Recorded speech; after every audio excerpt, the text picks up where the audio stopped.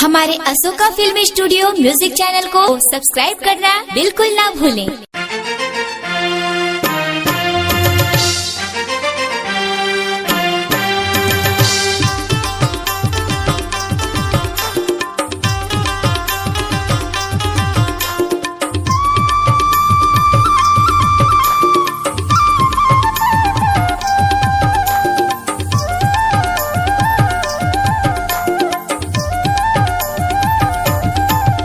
हे नैना के मार चोखी बान दिल के पार हो गए। हे नैना के मार चोखी बान दिल के पार हो गए। जबले तोला देखे गोरी वो तोर से मोला प्यार हो गए। जबले तोला देखे गोरी वो तोर से मोला प्यार हो गए। हे नैना के मार चोखी बान दिल के पार हो गए। हे नैना के मार चोखी बान दिल के पार हो गए। जबले तोला देखे राजा रे तोर से मोला प्यार हो गए। जबले तोला देखे राजा रे तोर से मोला प्यार हो गए।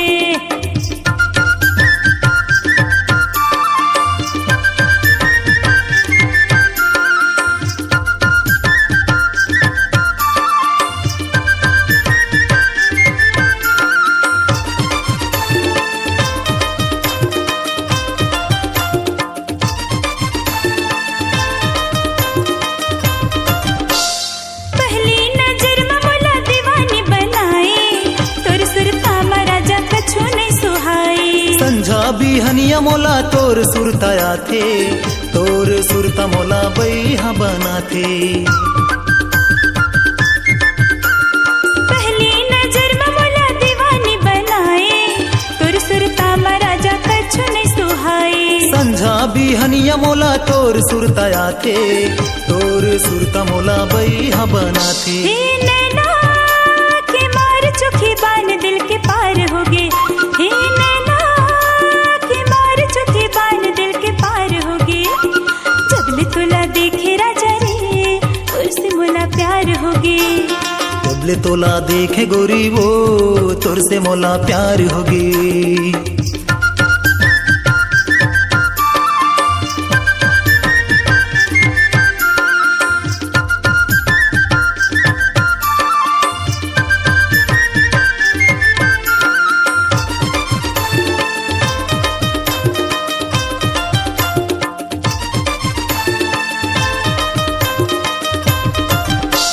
मोरे रग रग मगोरी तही हाँ समाए, काबर धुरिया ले जीव मोर जलाए। तोरे सपना राजा दिल मोर सजा थे, तोर माया के गाना मन गुनगुना थे।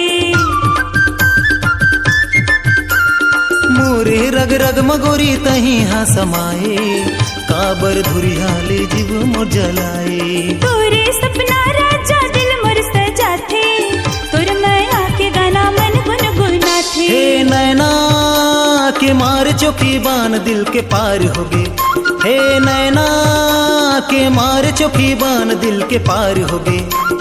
जबले तोला देखे गोरी वो तोर से मोला प्यार हो गए। जबले तोला देखे गोरी वो तोर से मोला प्यार हो गए। हे नैना के मार चोखी बान दिल के पार हो गए। हे नैना के मार चोखी बान दिल के पार हो गए। जबले तोला देखे राजा रे तोर से मोला प्यार हो गए। जबले तोला देखे राजा रे तोर से मोला प्यार हो गए। जबले तोला देखे गोरी वो तोर से मोला प्यार हो गए। जबले तोला देखे राजा रे